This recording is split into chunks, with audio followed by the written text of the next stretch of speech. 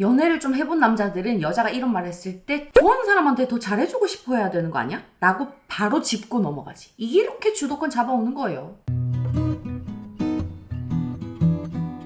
확실히 좋은 연애를 했던 남자들, 좋은 사람들이 주변에 있는 분들은 여자의 얕은 수에 잘 속지 않거든요. 그건 여자도 마찬가지야. 무조건 경험이 많다고 해서 사람 보는 눈이 좋은 게 아니란 말이죠. 좋은 경험이 나를 호구로 만드는 여자를 구별하게 만드는 거거든. 그래서 준비한 이번 이야기, 여자를 좀 아는 남자들은 절대로 넘어가지 않는 여자들의 말 탑3 빠밤!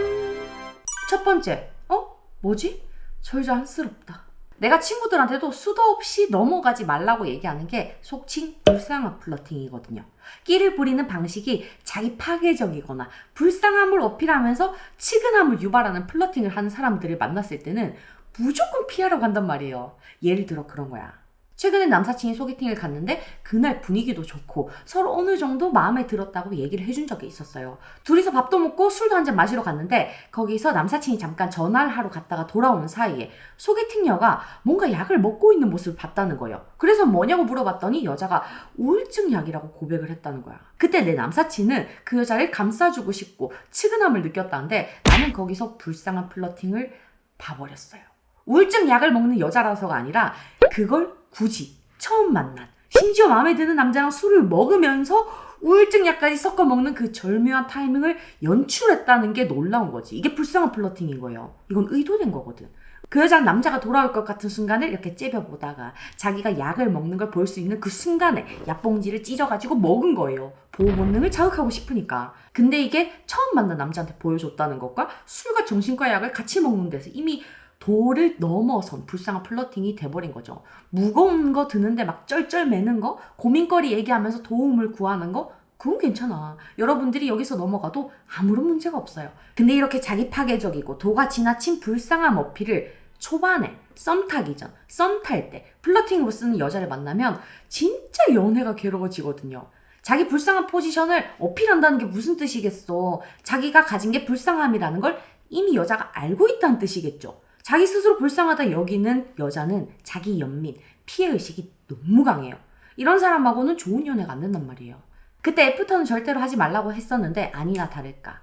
자기가 힘들고 어떻고 하면서 며칠 내내 내 남사친한테 카톡이 왔다고 하더라고. 이 플러팅에 보호해주고 싶다 하면서 넘어가는 순간 그냥 감정 쓰레기통이 되는 거예요. 알겠지? 우리 메린이들도 이제 이런 플러팅을 보는 순간 애프터는 없는 거예요.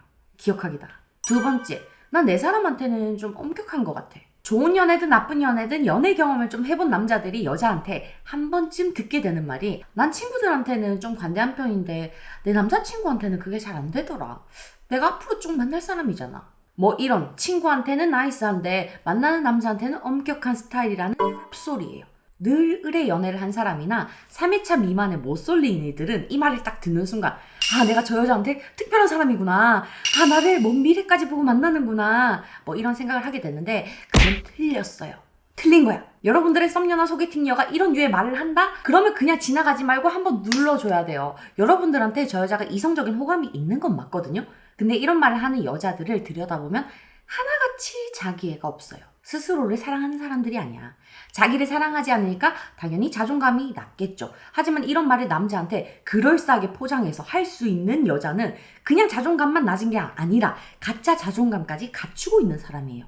남한테는 관대하고 자기 남자친구한테는 관대하지 않은 이 생각이 당연하고 당당하다고 생각하니까 남들한테 말할 수 있는 거거든. 예전 영상에서도 말한 적 있었는데 깊은 감정적 관계나 가족일수록 사람의 뇌는 자기 자신을 인지하는 영역과 가까이 그들을 저장하게 돼 있어요. 그 말은 곧 자기가 자신을 대하는 방식과 감정적으로 가까운 사람을 대하는 방식이 서로 비슷하다는 거예요. 자기한테 가혹한 사람은 자기가 좋아하는 사람한테도 가족들한테도 가혹하게 돼 있어. 그걸 아무렇지도 않게 여러분들한테 얘기를 하는 거야. 자기만의 논리로. 이런 말을 하는 여자와 연애를 하면 어떤 일이 일어나냐. 사사건건 여러분들이 지적질을 당하게 돼요. 특히 그 여자가 예민하고 스트레스 받을 때. 좋을 때는 누구나 다 좋아. 근데 그 여자가 심기가 불편해지는 순간 그 사람은 여러분의 사소한 단점과 사소한 문제를 지적질해대면서 정신적인 데미지를 주기 시작해요. 그게 자기 스스로를 가혹하게 대하는 사람이 누군가와 감정적인 관계가 만들어졌을 때 하는 행동이에요. 그럼 여러분들의 썸녀와 여러분들의 여친이 여러분의 자존감을 뺏어가는 자존감 도둑이 돼버리는 거잖아. 말했잖아요. 이런 말을 하는 여자들은 자기가 좋을 때는 다 좋아. 여러분들을 지적질하지도 않고 심지어 따뜻한 말까지 해줘. 하지만 자기가 스트레스를 받거나 기분 안 좋은 일이 생기면 생트집을 잡는 거지. 물론 서로 예민할 때 참고 받아줄 수 있는 관계가 연애긴 한데 이 말을 하는 사람들은 늘 여러분의 자존감을 끝장낼 정도로 선을 넘어요. 그래서 좋은 연애를 해본 남자들은 여자가 이런 말을 했을 때 그냥 안 넘어가. 좋아하는 사람이면 친구한테 하는 것보다 더 잘해주고 싶어야 되는 거 아니야? 라고 바로 짚고 넘어가죠. 이게 맞는 방식인 거고. 그래서 이 반응을 남사친들한테도 많이 알려줬었어. 여러분들도 이걸 기억했다가 이 말을 들으면 바로 받아쳐야 돼요. 알겠지? 그냥 넘어가서는 안 돼. 거기서 이 여자가 여러분들을 함부로 대할 수 없게 돼요. 기억하기다. 마지막 3번째.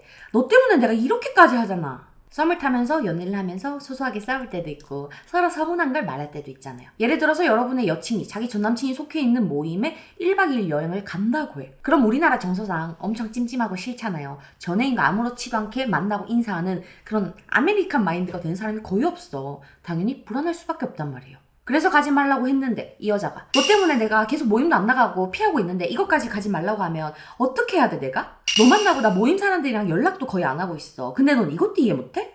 이렇게 여자가 순식간에 자기가 피해자 역할을 자처하면서 여러분들을 가해자로 만들어버리는 패턴이 반복될 때 밑도 끝도 없이 술만 마시는 오픈톡 소모임을 좋아하는 여친한테 여러분이 그런데 가는 거 나 신경 쓰인다 자제해달라 이렇게 얘기를 했을 때 너는 늘 바쁜데 그럼 난 사람도 만나지 말고 집에만 있어야 하는 거야? 이런 얘기를 하면서 여러분들을 무책임한 사람, 배려해줘도 고마운 줄 모르는 남자로 몰고 가는 웃긴 상황이 연애할 때 생각보다 흔하게 일어나거든요.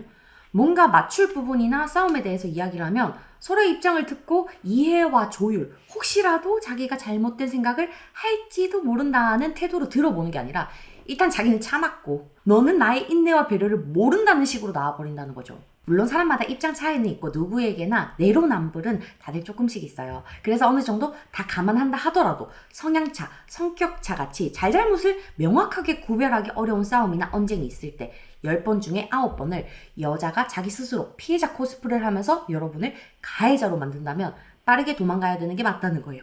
이 정도면 자기 중심적인 피해의식이 지배하고 있는 상태거든. 근데 슬프게도 썸이든 연애든 감정이 한번 생겨버리면 객관성이 없어져서 자기가 속고 당하고 있는 건지 아닌지를 구별하지 못하게 돼요.